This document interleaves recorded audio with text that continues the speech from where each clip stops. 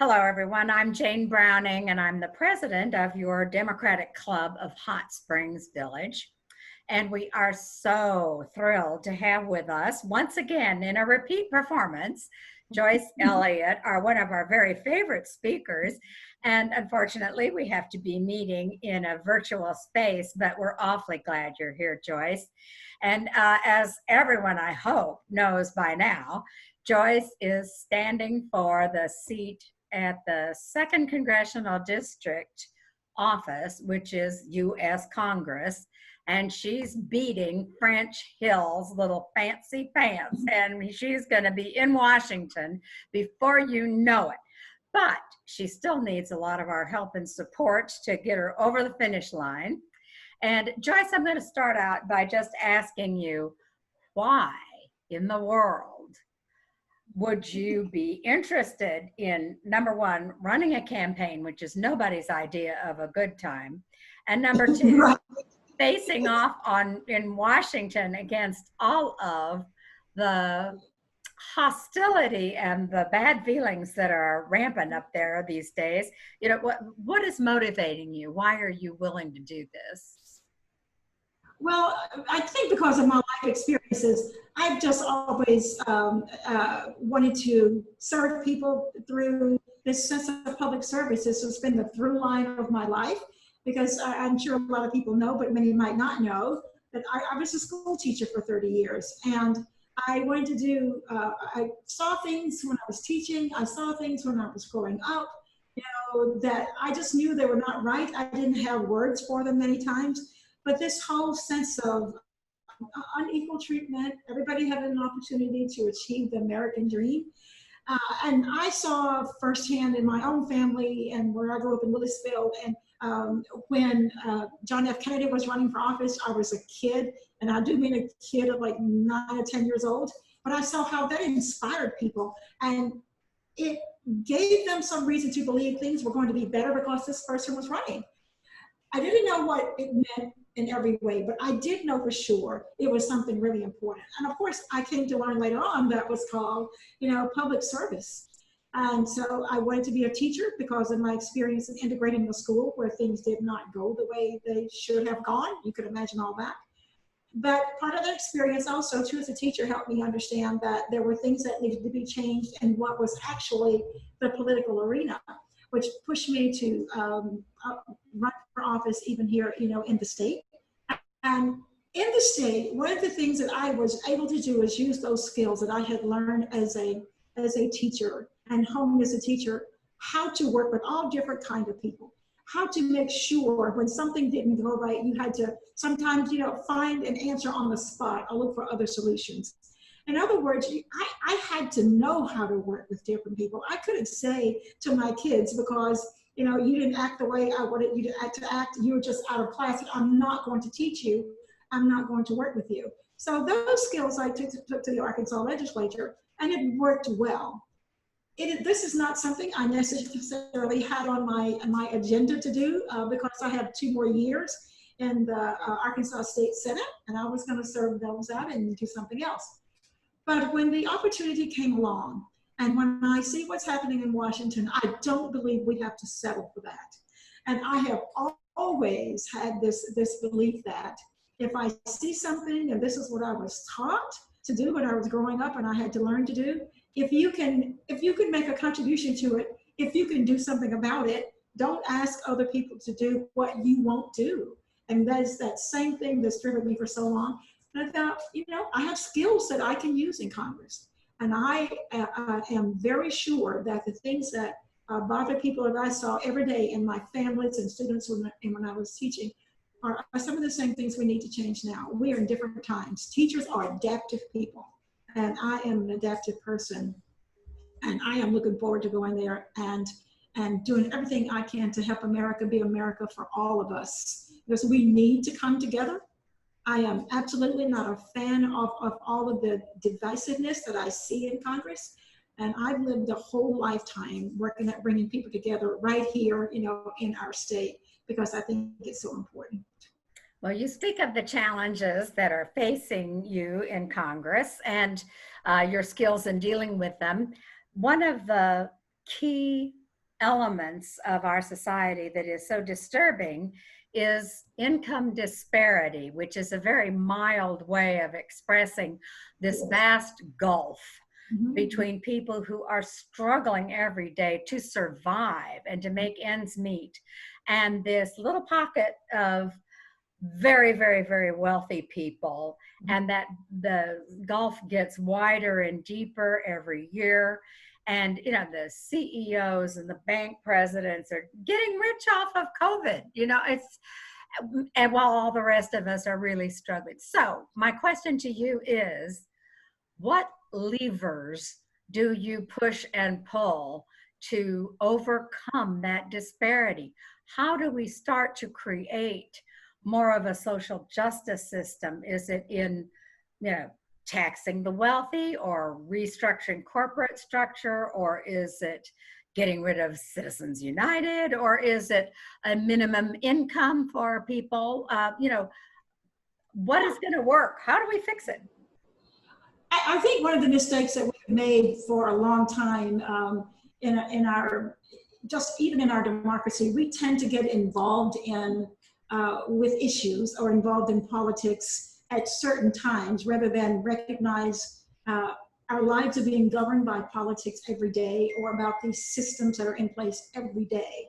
So I am working very hard to make sure my campaign is a grassroots campaign, because when I'm in Washington, I want folks to know why I'm there and that I'm there to represent them. So one of the things I like to try to do a lot is listen to what's happening in people's lives. A lot of times I can assume I know, and I do know a great deal of it, because I'm not so different from the average person out there. You know, I'm not the person who's the banker or who's a millionaire. I struggle just as other people do, so I understand what that means. And so the things I think we need to think about are these. One, we have never bothered to understand the structures that undergird the systems that we have in our country. If I were to say to you, for example, tomorrow I'd like you to start your day. You know, you have a system now. If I were to say to you, I want you to start your day doing this and this and this, and I'm overthrowing your system, I'm disrupting your system, you would want to know why. Why do you do that? Well, we need to step back and think, and this is going to be difficult to do. That's why we haven't done it. We need to take some time to understand why we have the system that we have. Because before I can ever persuade anybody to do something that is going to be systematic and build sustained long-term change, not just a response but a solution, we've got to understand why things are the way they are. So we have all of this disparity. Yeah, it's part of the tax system, but why did we even bother to do that? And what do we have to do to dismantle it? Because there are some systems we have, say like the economic system. There are some systems we have where we can just say we're going to change the taxes, but if people are not making better wages, what does that do? So I think we need to think about this, Jane, in terms of looking at our big systems like housing, education, the economic system, the justice system, and look at those things, not to do little nibbling things around the edges. We need to do big things. This is a great segue into my next question, which is unraveling the fabric of racism that is woven throughout all of these systems you're describing: criminal justice, education, housing, and you know, these things are so intertwined. Yeah, and they have to be, because you know, we have to think about the way the country was built. Nobody is suggesting today that we're still building the country on slavery, but we still have some of the same systems that came out of the way we built that country, our own country. And so there are so many, there are so many different backgrounds of people who will support, I think, change that we used to not have. We used to think of ourselves, particularly here where I grew up, in terms of we've got Black people, we've got white people. That was just kind of it. But now we have very diverse backgrounds of people where we have more space to talk about racism and talk about discrimination, where it's not just about two groups, but it's about all of us. but we will never, we will never be able to do something about racism in all of our systems unless we decide that this is about all of us. And we need to understand how racism is a part of the economic system, the justice system, and so forth. That's right. I want to tell you a quick thing though, because this is really, when we talk about racism, I mean, I have some hope here, Dane, is what I'm saying, if we are willing to do the hard work. I went to a rally, a Black Lives Matter rally in White County, in Searcy, and people were just amazed that that happened in Searcy. Right.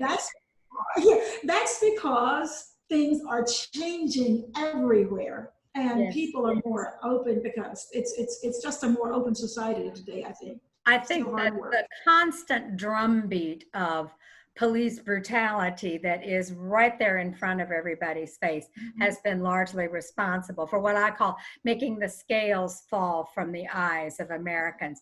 Yes. Finally, we really get it. I wanted to tell you what people have been complaining about for generations about this brutality. Now we see it, and it's been there all along, and it's been intentional. And you know, I think we are turning a corner. I really do. Glenn, I wanted to say personally how much I appreciate your saying that, because it is true. From a personal standpoint, for me, it's true. I've tried to talk to people about, you know, even what we're seeing now when we're talking about what's happening with the police. I mean, I've had instances of people I know and on my own experiences, not that I was beaten or anything.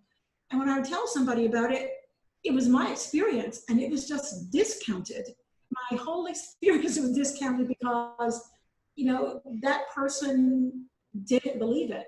So thank goodness, I guess, for the cell phones out there, because, you know, people are being validated because the cell phones are there. And think about how long that's been, how long people had to wait to have cell phones there that somebody could capture this so that other people could believe it. Exactly. You think of, you know, the hundreds and hundreds and hundreds of lynchings that occurred over time. You know, nobody was capturing that. Nobody reported. Well, actually, there were pictures in newspapers, and still people didn't respond. Yeah. But I think we are at a turning point. But there's so much work to be done.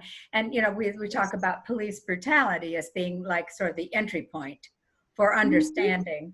But that is just a drop in the justice system bucket, where, you know, as you say, you have to look at things from the top to the bottom, you know, a comprehensive review of all of these systems. And we've tried to do it in the past.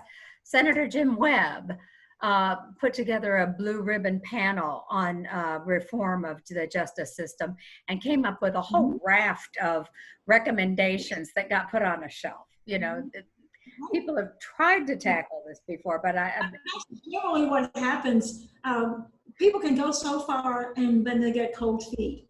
You know, I don't know if you remember that Senator Hendren and I tried to get a measure in place so that, and it was just for the legislature to take the lead on creating a structure so that people could have the structure for talking about racism and what's going on. Not that we were trying to dictate. We could not even get that passed through our legislative body.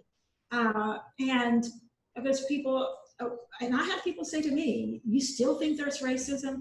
And you have to just almost deliberately not pay attention not to know that. That is the same reason you have to deliberately do something about it. And if we're not deliberate about it, you know, we still won't do it. We have to face it to fix it, as James Baldwin would say. Yes. I saw YouTube of she's a young African-American woman in Atlanta who has written a book about the rigged system, and she was using the game of Monopoly as her template for explaining what's going on. She says, for 400 years we were playing Monopoly for the opposite side, and then and any money that we got, we had to turn it over to the opposing player. And then at the end of the game, guess who had all the wealth? Yes. A rigged system, which if anybody is interested in discussing reparations, I think her discussion point there is a great place to start. You know, like how did we get so out of whack, and what do we owe people who have contributed so much and reaped so few rewards from the system? But well, the thing I think people, I wish we would think about though is we have the systems we have on purpose, and the systems are working the way they were meant to work. right. So I think it should give people some sense of feeling better about talking about these things, because if the system is working the way it's supposed to work and you don't like it, then okay, we're not necessarily talking about blame. We're talking about, making some progress. So, and if we're going to get to justice that we want, no matter which one of these systems is in, we're going to have to understand what the system is and how is it that some people benefit and others do not. Because that's the part that was very purposeful. And you cannot deal with it unless you are just as deliberate as the people were who built it. That's right. And they did a good job.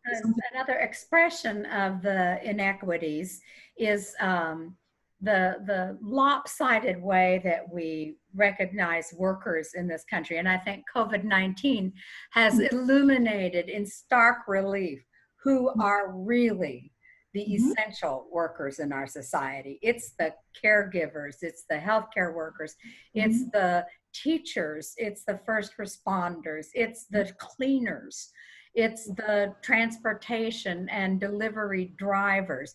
All of these people who are the poorest paid, least respected people in our society are what makes the machine run.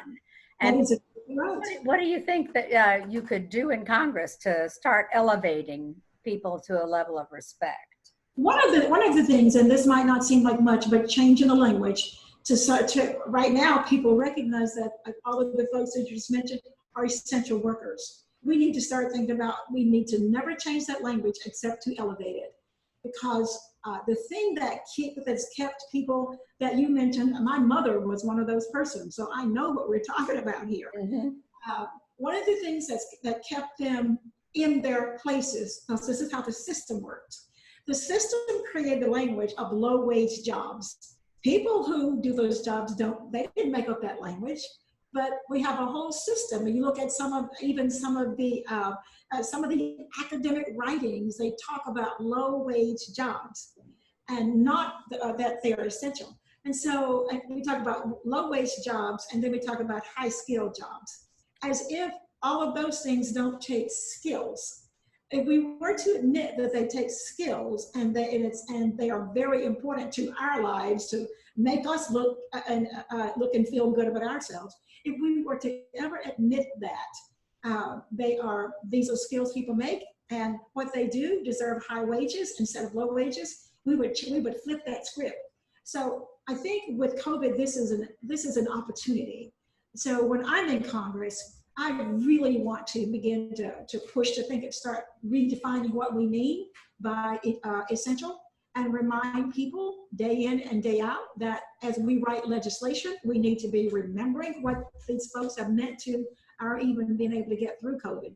And then on top of that, demand that we treat them in a just fashion. And that means a salary that is a family supporting salary, that they have opportunities for a great education. They have the same opportunities anybody else want. But we almost act as if, because it makes us feel better, that they don't want the same things that you and I want. Otherwise, they wouldn't be in the low wage job, as defined by make the least amount of money. Fundamental to a person's success, of course, I are a proponent of this, I know, is education. And one of the most glaring inequities in our society is in our schools. The poor communities have poor schools, and the wealthy communities have really good schools. Why can't all children have equal access to equal education? Why is our funding system the way it is? Why can't, all across Arkansas, every school district gets a fair share of the pot of taxes that come in? Why don't we do that?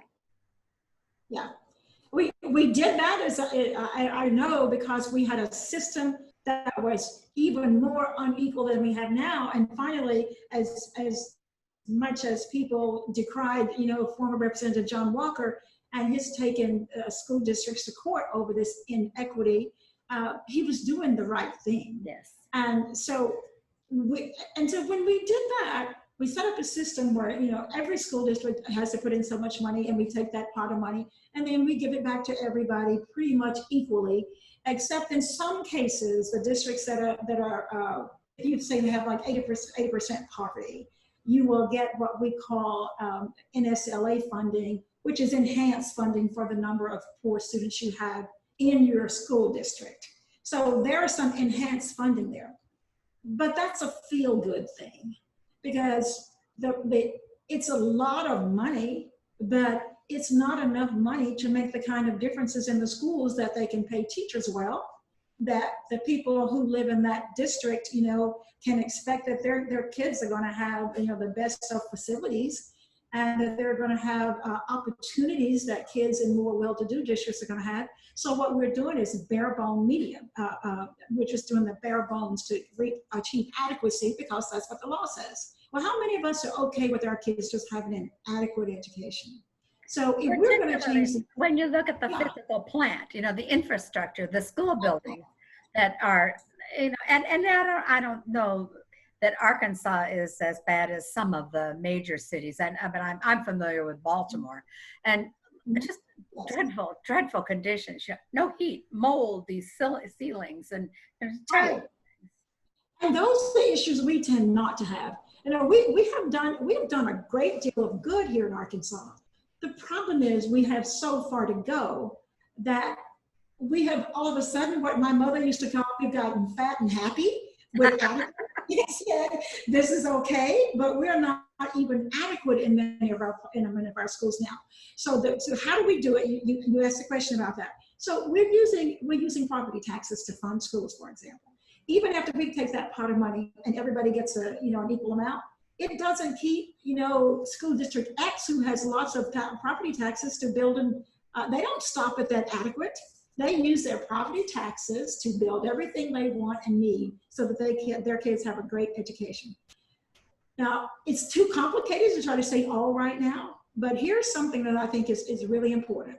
We will never, with this system, we will never have the great schools we need until we decide how we want to have world-class schools and do the things that folks have done in the Finlands, the Estonias, Japan, and places like that to build world-class schools. So where they start, Jane, this is really important.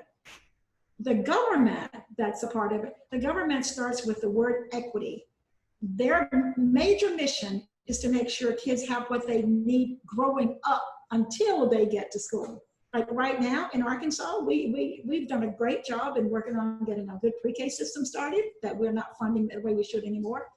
But if I were to go to school, say, I don't know, in Estonia, maybe one of the major thing would happen is when I get to school, nobody will be able to determine what my background is and how I'm going to score on a test because of my race or where I live, anything like that. That's because the investment starts way back when the child is born. So when they get to school, they are ready to compete with the rest of them. That is something we have not done. So we need to start there and take a look at, if we're going to compete on the world stage, we don't need adequate schools. We need world-class schools. And that's something sometimes y'all ought to invite me over sometime to talk about what it means to grow a world-class school, because I participated with the National Conference of State Legislatures, 11 Democrats, 11 Republicans from all over the country. And we worked with experts from all over the world, including Pasi Sahlberg from Finland and other experts from Singapore and so forth. We were trying to figure out what is it that they're doing, because these are the folks who constantly on the top all the time. We spent 18 months studying those schools and working with those experts and issued a report called No Time to Lose. But the major thing we found out was starting with equity and then making sure you have a well-trained teacher force, making sure you have high standards, but supported high standards, and making sure you don't back down from those standards. You work with everybody to meet them, and you have accountability, but they do not all their time on testing. They spend their time on making sure they have good teaching and learning. That's how they got to world-class schools in a nutshell. You also mentioned the early education that, you know, we all know from science that 0 to 3 is where it happens. That's the room where it happens. That's right. And we put so little investment into that. Almost, you know, in a way, almost nothing, just enough to maybe keep kids from starving or whatever. And I might not like the circumstances of those kids coming into the world, but that is not the point. They're still here and they're still ours. And so when we skip those years of making sure that they are developed, we put ourselves behind right then, and we were playing catch up from that point on. But the same people who will not support that, whether they're elected officials or whomever, will say, well, they're going to be all right. We're spending more money on those kids than I am on my kids. But the point. But the problem, that is not true, because if people thought their kids didn't need all the enrichment things that they get them, why do they take them to the library? Why do they take them on vacation? Why are they in dance class? They are spending the money on their kids. That's right. And I don't know if you're familiar with Healthy Connections. It's more of a Southwest Arkansas thing out of Mena, but that's home visiting. Nurses home visit pregnant pregnant teens and new moms, and they teach nutrition, and they do well baby checks, and they provide basic things like car seats, and I mean, they get right into the person's house and make monthly visits, and the benefits of that kind of investment are just off the chart for a lifetime. You know, it makes a huge difference because it's, you know, a lot of babies having babies who don't have the parenting skills too. So it's just, right. But well, Jane, if you think about working with them before they're even born. And that's really important. You know, for years, Iowa has done that. They have, and in Finland, it's kind of like Iowa, they have something called the box. And when they leave the hospital with the necessities they need to have, and somebody's visiting them. If we had taken, you know, that ever how many $1 trillion dollars it was for the last tax break, if we had taken that money and addressed the systems that we need, like those kids you were talking about, when they go home, what kind of home do they really go to? What kind of home is, if we were to take that money, we keep saying we don't have the money, but it's what we choose to do with it, with just that big tax break alone. Think about what we could have done to adjust some of these systems we're talking about. Just starting with housing. It makes no sense what some of our kids have to grow up in. Yeah, the investments our society makes into our military. You know, I mean, talk about defunding the police. I think we need to defund the Pentagon some too. I mean, there's just an awful lot of money that could be reinvested in more important things, really. Right. And you know, the things that we need to just, I think we need to just take a real look at what kind of country do we want to be. This sounds like pie in the sky, but it's not, because until we balance our society, like you were talking about, some people way up here and others down here, and the bottom has gotten larger and larger and larger. I mean, that's going to tilt, you know, into things that are not good until we decide to balance the way we use our resources.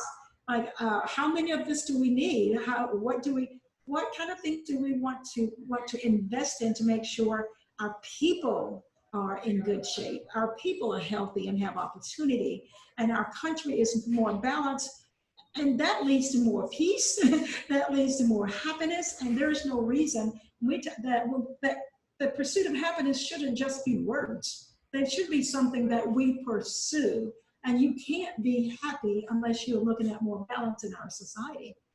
And the first part of that phrase is life, and we put our children's lives in so much danger with the gun violent culture that we have built up in our country. There are now 30 million more guns in America than there are people. Right.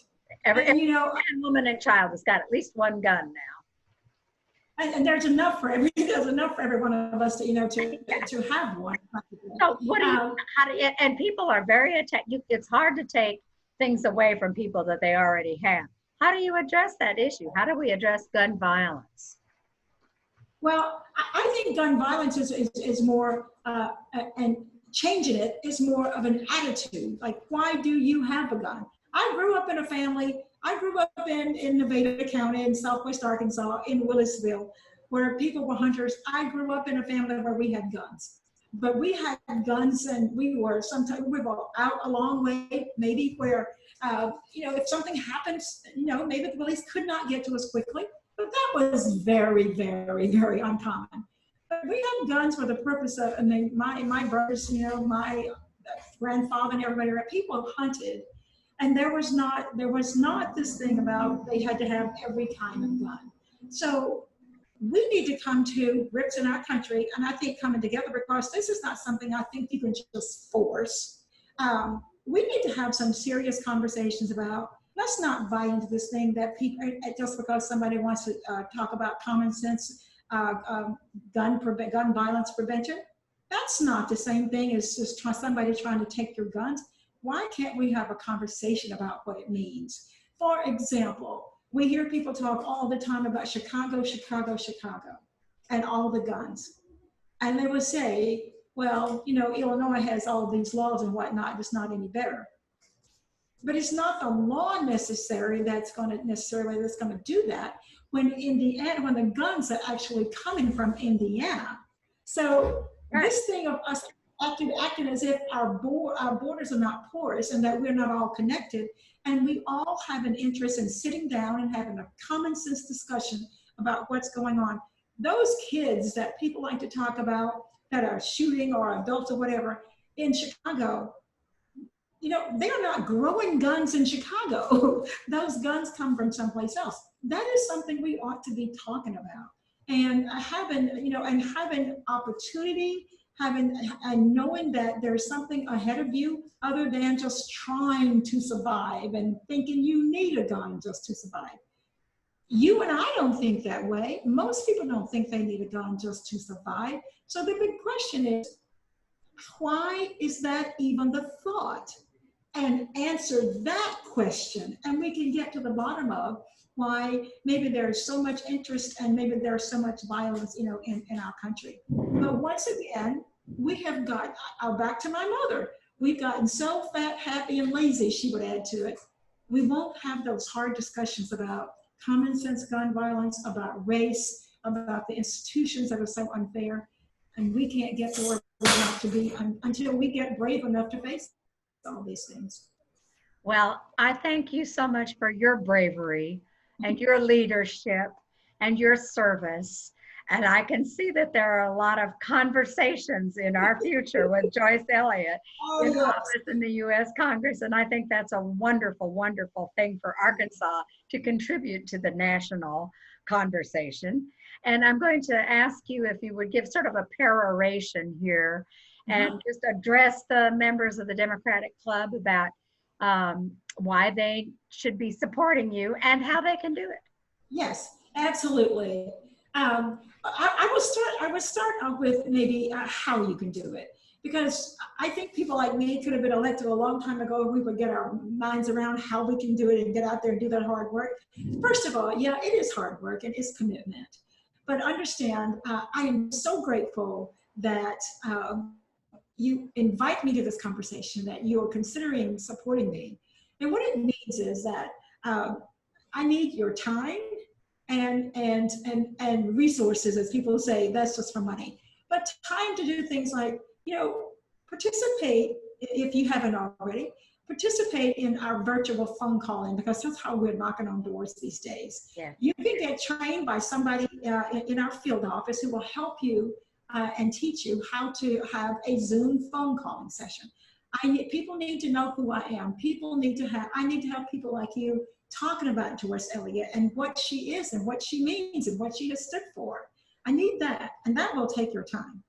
You can also do things like, postcards are big this time in our elections, because we can't get out there and knock on doors.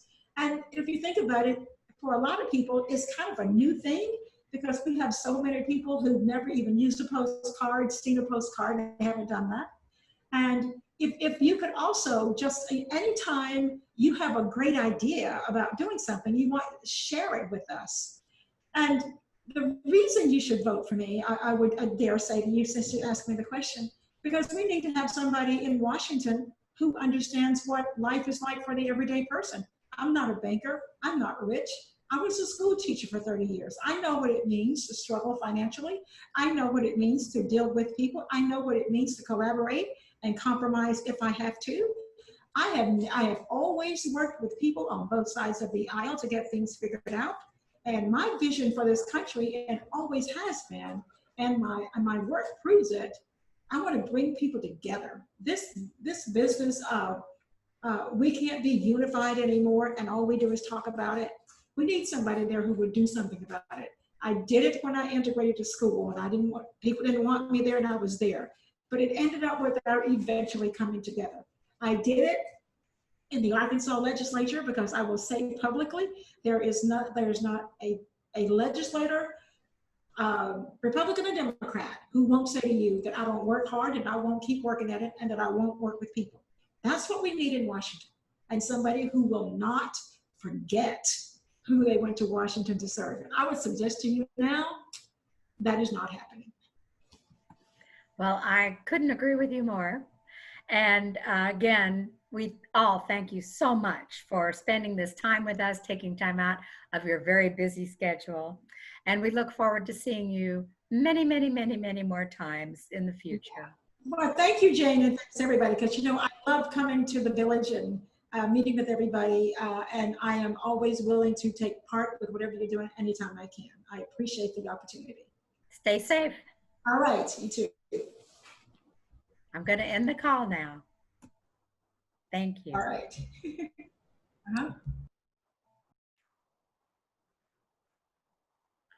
Well, that was a wonderful, wonderful conversation we just had with Joyce Elliott. And I'm so excited at the thought of the prospect of her being our congressional representative for the 2nd District. She's doing very well. She's been recognized by Emily's List. She's a real national contender. So go, Joyce. It's a thrill to have you as our representative. I do live in Saline County, which is part of her district. But now we're going to hear from the person who wants to represent the village in Garland County, and that is the 4th Congressional District, currently represented by Bruce Westerman. Our contender is Dr. William Hanson. And William is just a warm and gregarious and wonderful person who has had varied life experience. He's an Arkansas native, but has lived all around the world. He served time in the Army. He's lived in Europe. He lived and worked in Africa. And but much of his life has been lived in California. He went to UC Berkeley and is a lawyer, law professor, and has taught college. He's been a lifelong educator, really. And we're thrilled to have him with us this evening to talk to us about his experiences. Now, we were just in the midst of a conversation about gun violence, first with Joyce, and then I asked those questions of William, and he was saying that he would stand for a ban on assault weapons. So that's kind of where we came into this conversation, and he will explain to you why, in a personal way, it's really an important issue to him. So William Hanson, thank you so much for being with us today. Please do, let's get on with our conversation.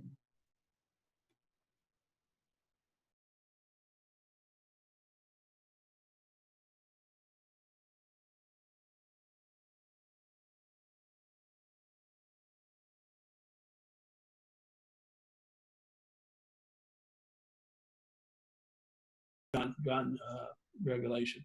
My sister was a victim of homicide. Oh, really? Yeah. And so I know how that feels. But Okay. So that's a major issue to deal with. Another one is our broken immigration policy. As stated over and over again, we are a nation of immigrants, whether we came here voluntarily or under coercion or in desperation. We all came here from someplace else, and now we seem to be locking the gate behind us and leaving people on the outside that we really should be welcoming in. And the system just seems to be so broken. Where do you begin with addressing those issues? We definitely need comprehensive immigration reform. I just moved from California and taught at Chabot College, which is a Hispanic serving institution. I was so glad to see the Supreme Court stop the Trump administration from destroying DACA, and put a hold on that. And I'm confident that once we get him out of office and retake the Senate, we're going to get to a comprehensive immigration policy. We need to go back to all proper laws regarding asylum. In other words, I think the Trump administration has been messing with that. People should be able to show up on our door. That's what the Statue of Liberty is about. People being able to come and request asylum. And I believe that. And all the people who are here, quote unquote, undocumented, we need a path to citizenship. When we look back at our history, during World War II, when all the men were away and the women were in the factories, we invited people coming from Mexico to help us. And every year we invite them to come in and harvest our food and harvest our goods. And so we need to quit the exploitation of people who are doing that and allow a path to citizenship. We're competent enough to keep out the criminals and the drug cartel. We know how to do that. But the vast majority of people that we're talking about are here who want what all of us want. They want the American dream, and we should be open to that. And now, when we really get into it, this used to be Mexico. Remember? Exactly. It used to be Mexico. That's where you came from. Well, as a matter of fact, I've been living here a lot longer than you have. These are people who have a longer history and family living in this area than we did. I grew up in Camden, but out in a little township called Buena Vista, they say. But it's really pronounced Buena Vista, which means good view. It's Spanish. But when we start looking at our history, Texas, Arkansas, we're part of the Louisiana Purchase. Spain. Look at our flag, the U.S., Spain, and Louisiana. That this is home to them as well. That's right. But I believe that people that are here, we need a path. We've got millions of people who are here who've been living peacefully, who've been contributing to our economy, and we need to have a path to citizenship. And I'm confident that's what I'm going to work for. And you need workers to make the economic machine roll. I mean, our native born population is dwindling every year. We need to continuously supplant our population with folks who are coming in from the outside, talented, gifted people who bring so many rich assets to what we're doing here. Yeah. When you get to Washington and you are a member of Congress, what committees are you thinking you'd like to serve on? What will you seek to do? Oh, wow. That's a hard question. In other words, my preference would be those that impact Arkansas for the most part. I'm open to serving on agriculture. And things that relate to manufacturing and everything else, because those are the needs that we have. But you know how much control I'm going to have on that. Speaker Pelosi is going to put me where she wants you. And I'm going to serve, but that won't stop me from working on issues related to Arkansas. So I'm open to serving on wherever I can best serve the needs of both the state of Arkansas and my country. Because when you're representative, you have dual responsibilities. And that's right. Well, you have a lot of very interesting background to contribute to a number of the committees, and so I wish you well in finding a good home there. Our democratic institutions have really been ravaged by a lawless president. who just has disregarded and diminished the natural powers and abilities and checks and balances all across the board. Again, are there particular pieces of legislation that occur to you that might help prevent that kind of devastation in the future if we ever, God forbid, should have a president again who wants to just disregard protocol and practice? I do think we need to protect the people who investigate in-house the agencies. Some legislation to really protect that and to make sure we protect whistleblowers as well who want to come forward. A lot of these are constitutional issues. The president has some really strong powers that are enshrined in the Constitution. I'm sure the founding fathers, I believe they anticipated a Donald Trump. And it took I us. believe you're right. It took us 200 years for us to get to that. And that this is a dance that we have to learn to really do with the separation of powers that exists. But it requires us to be vigilant. And I think the founding fathers deliberately designed this where no one agency branch has power over the other. But it requires us to be vigilant, really. We're always going to live with some gray matter. As a law professor, I tell my students that if you're not comfortable with gray matter, you don't want to be a lawyer. Right. Because most of them come and they think that the issues are black and white, but they're not.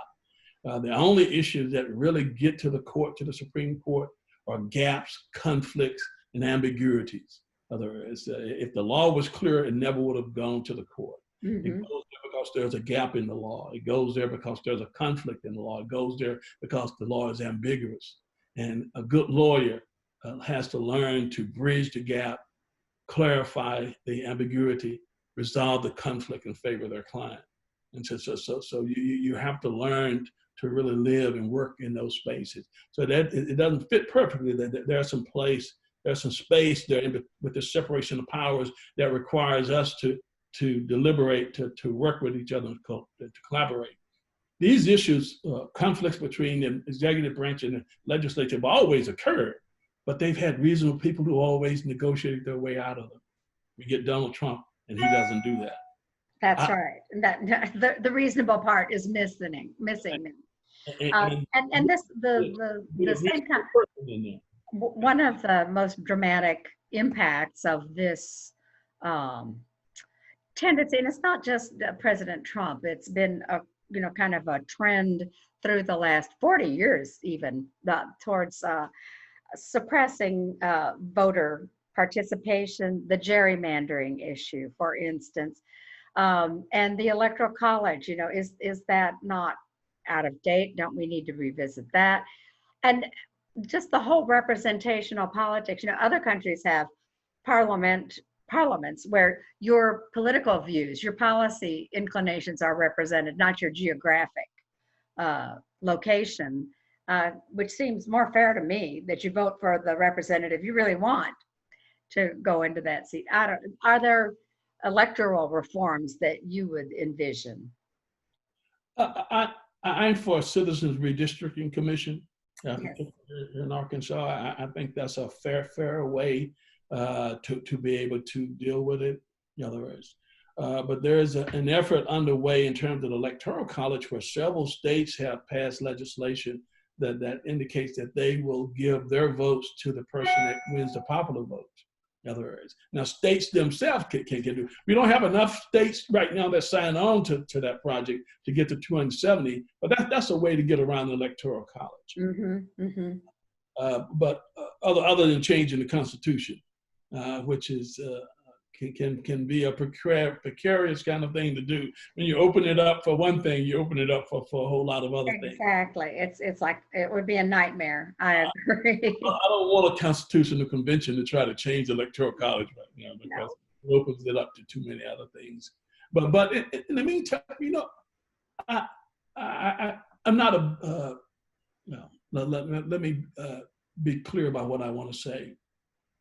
When I talk to my students about term limits and everything else, sometimes I think, oh, term limits is a way for us to be lazy. Voters are the best term limit. If everybody was voting, if someone's not doing what you want and need them to do, you vote them out. In other words, I'm asking the people of the state of Arkansas to put Congressman Westerman on the bench because he's not getting the job done. Put me out on the court. Put me out there and give me a chance. And if I don't do what you need me to do, sit me down as well. That's how it's supposed to work. In other words, so we have to be affirmative. In other words, we got after the Constitutional Convention, someone asked Benjamin Franklin, "What do we have? He said, "A republic, ma'am. If you can keep it, that's what we have." And what he meant was that it's on us to really make sure that this works. Like I said, it's no fixed status for this, and it changes and shifts in each generation, but it always changes for the better. Everyone quotes Dr. King, who quoted got the quote from someone else, said the arc of the moral universe bends toward justice. But Eric Holder said sometimes you have to pull it. It just doesn't do it on its own. It won't do it on its own. You won't do it on. You have to pull it toward justice, and that's us being involved. Citizens need to make sure that this happens. Okay, I'm going to ask you to give a peroration here and just sort of summarize, speaking directly to the members of the Democratic Club who live in Garland County, which is the major part of the village. Just see what you can say to them about supporting you. Well, I want to first thank you for given me this opportunity to speak to you and your members. And I want people to look at my record. I don't have a record, but look at who I am. I want them to satisfy themselves that they think I might be a person who can do the job. In other words, I'm a real firm believer in voting. And I want to appeal not to just the Democratic Club. I want to appeal to all the voters in Garland County and everybody else, because some of my friends on the West Coast, I tell them that 90% of the voters in Arkansas are registered as independents. Some people don't realize that. And they may have leaned toward Republican in this previous cycle, but they voted for Bill Clinton as well. And so when you talk about that, so I want people to look at my record and satisfy themselves that they think I can get the job done. I think I'm the right person with the right experience at the right time. In other words, I know about criminal justice reform. I've been doing that for almost the last decade. I know about workforce development. I've been a dean of workforce development. I know how to attract and work with industry to get people together and to get the education institutions in place. I think that in the 4th District, we need a representative who's a little bit more aggressive. I don't have anything personal against Mr. Westman. I just think he's just been missing in action.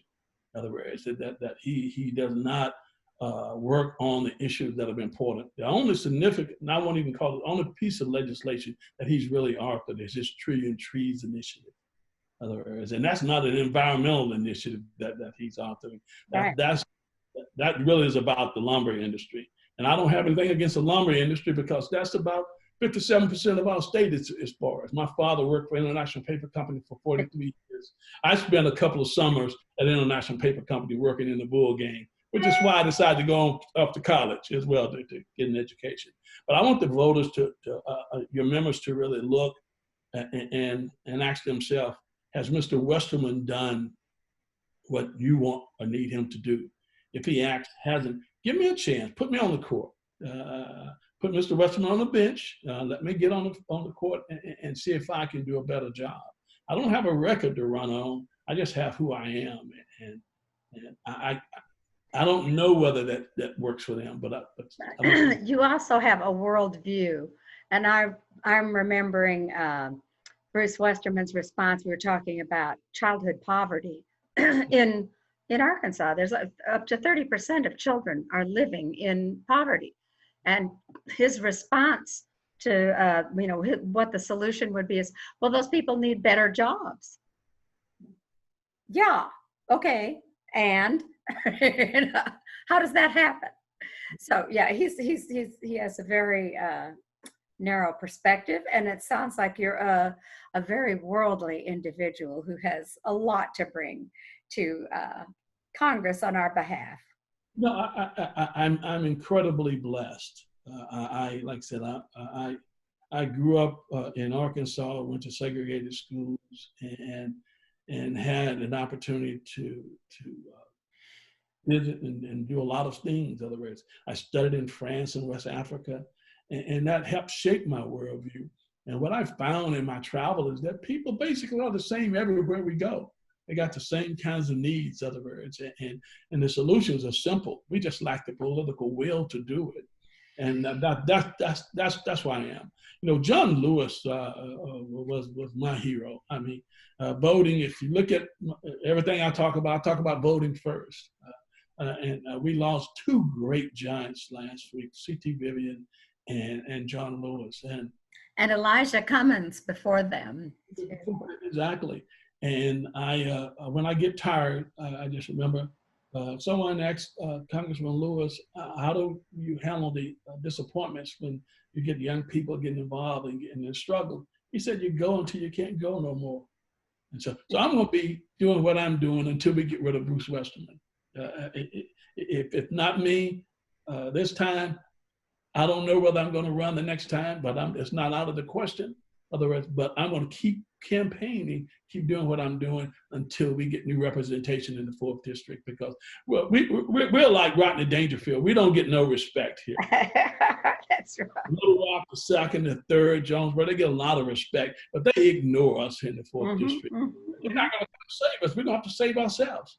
And so that to me is what the real issue is, that we have to sort of get people, we got to act, we got to inspire, we got to lead our young people and get them engaged in this process, because I think they're ready. And I think that we got a big job. I want all your members to go vote, actually to vote for me, and go find 5 people to vote for me as well. There you go. One of the things that I'm going to be doing, the pandemic changed the game for all of us. It really is going to be absentee ballots and phone banking. That's what we're going to have to do. We got to. Now, where does a member go to contribute in multiple ways to your campaign? Where will they find you? They can go to my website, WilliamHansonForCongress.com. There's a big donate button there. Okay. And I appreciate all the support, but I want you to vote. I want you all to organize and do phone banking. I'm talking to all the county party leaders. I'm even calling some of my students, my family in Atlanta. They're organizing to do phone banking with family members here in Arkansas. I'm getting some of my students who I taught out in California. Instead of freedom riders, I got some freedom callers on their way to make sure we do that. And so that's how we have to do it. We have to take our district back. This is David Pryor. We got too many good people who came out of this district to be represented by someone who doesn't seem to care. Well, thank you so much for your leadership and for your service. And we'll do everything we can to help you out. And thank you for being here with us today. I'm going to go ahead and end the call. Thank you so very much. It's been my pleasure. All right. So long. Good luck to you. Bye-bye now. Yeah.